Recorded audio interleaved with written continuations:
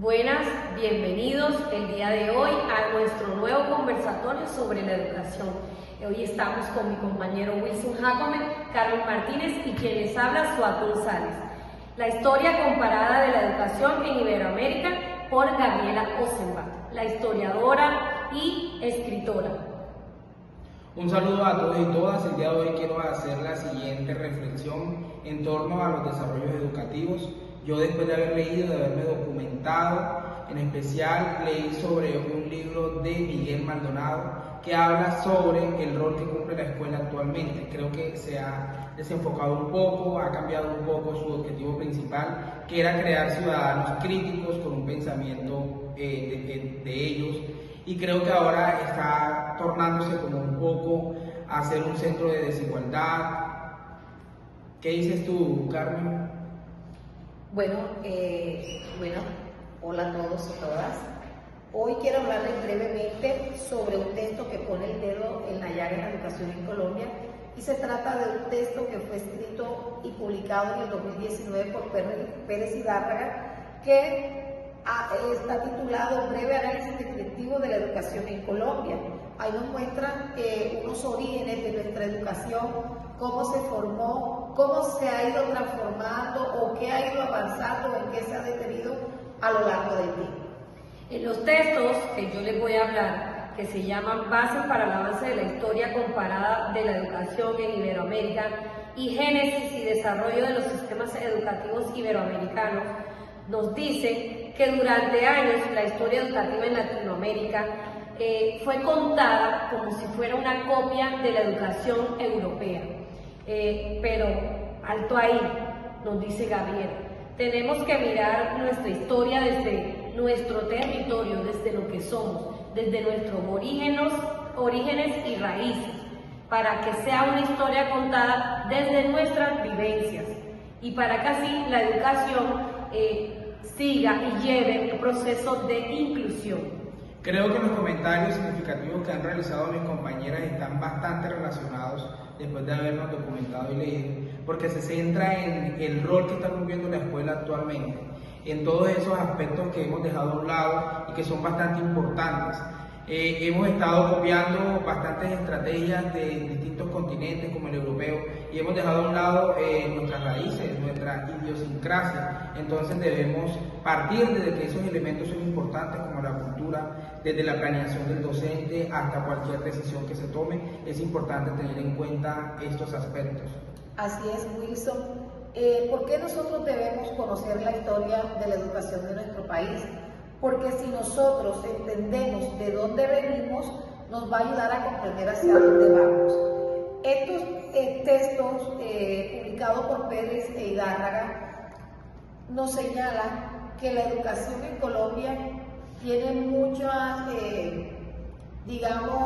factores que incidieron en la educación, factores externos, movimientos como la Ilustración, como la Revolución Francesa, que vinieron a romper, ese esquema que nos había dejado la colonización, que era que la iglesia era la que manejaba todo, y que la iglesia fue la primera escuela, y que los primeros docentes fueron los frailes o sacerdotes.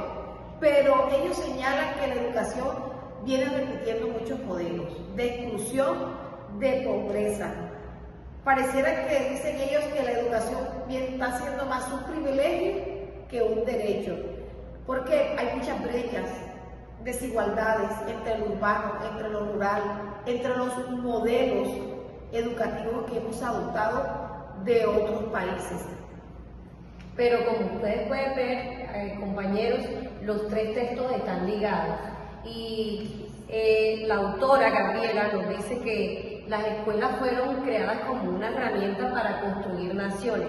Más sin embargo, los ciudadanos en la colonización compartían el mismo idioma, trataban de copiar la misma historia, una identidad, porque como podemos ver en los siglos XIX, la colonización, cuando Europa colonizó, ellos no quisieron como dictaminar con todas las leyes de ellos, con todas las normas, con toda su cultura, quisieran llegar a dejarnos su cultura, su educación, y no debe ser así, porque nosotros también teníamos nuestra propia cultura, venimos de nuestros antepasados que somos indígenas, ¿verdad? Pero a ese momento en que ellos llegaron a colonizar, entonces por eso Gabriela en el texto dice que nosotros somos una copia de la educación europea, y no debe ser así.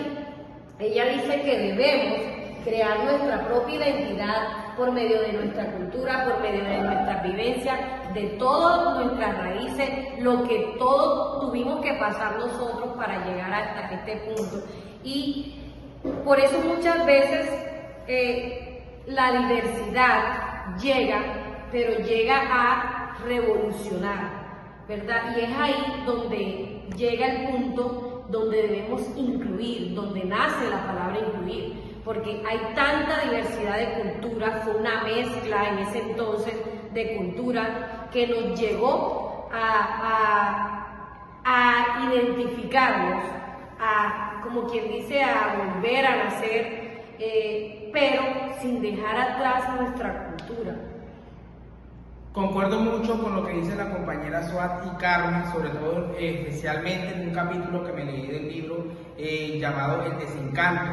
Y es ese desencanto que están creando en la sociedad frente a la educación, puesto que está dejando atrás muchos elementos importantes, ya lo decía anteriormente en el comentario hace poco.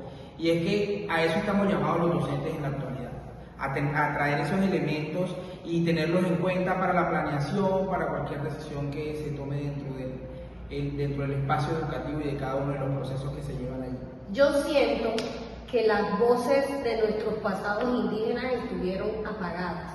Yo siento que las zonas rurales, las mujeres y muchos sectores populares no sacaron todo eso que ellos vivieron. Yo siento que como que apagaron esas voces y solo simplemente fue una copia para crear nación, para que fuera la educación siendo como ese punto de partida, pero para crear ciudadanos, no como tal para incluir a esas personas que venían con sus orígenes, con sus culturas, con su propia lengua, con su propio pensar. Y yo siento que por eso Gabriela dice que somos una copia europea, porque al momento de la colonización, pues ellos llegaron a instaurarnos todo lo que ellos eran y querían que nosotros cumpliéramos con eso y que fuéramos como ellos. Por eso es que los autores Pérez y Larraga destacan que las reformas educativas en Colombia suelen ser más administrativas que pedagógicas, es decir, se enfocan más en cambiar las estructuras que en transformar realmente el acto de enseñar y aprender. Entonces creo que todo esto nos lleva a que podamos nosotros en este siglo replantear la educación y ser esos agentes de cambio, que transformemos el aula de clase, que transformemos el saber y el quehacer pedagógico que todos los días realizamos con nuestros estudiantes. ¿Qué creen ustedes? ¿Qué historia nosotros estamos contando sobre la educación de nosotros, que somos raíces de los indígenas? ¿Qué creen ustedes que nosotros estamos contando en la historia de Colombia? Porque si miramos bien, muchas comunidades han creado sus propias formas de enseñar, porque los indígenas tenían sus propias formas de enseñar. Antes de que llegaran los colonizadores, tenían muchas formas de enseñar la educación. ¿Y por qué nosotros no contamos eso, sino que contamos la historia de colonización? Cuando Europa llegó y nos dijo, ustedes tenían que educar así, tenían que ser católicos, tenían que ser esto, a los 18 años podían votar, las mujeres no podían estudiar. ¿Por qué? Si nosotros también teníamos nuestra cultura que es innata. Así es. Entonces, bueno, compañeros, queríamos compartir con esto para que también ustedes analicen sobre qué rol estamos jugando nosotros como docentes en educación. Entonces, para concluir, ¿Cómo estamos viendo la educación? ¿Solo desde arriba? ¿Desde una ley? ¿Desde una política nacional? Empecemos a mirarla desde abajo, desde lo que pasa en la escuela rural, desde el barrio periférico, desde que nosotros como docentes vivimos las experiencias en las aulas de clase, que es ahí donde se ve todos los temas de inclusión, de exclusión, porque al mismo tiempo, así como nos defendemos por sacar adelante a esos niños que llegan con de pronto muchos trastornos de autismo, de muchos trastornos que vienen desde los contextos de cada población, ¿por qué nosotros no tenemos esa política que de verdad nos ayude a nosotros a sacar adelante? Que no se quede en política nada más, sino que de verdad llegue a las aulas y a las escuelas rurales, que es donde se vive todo el problema.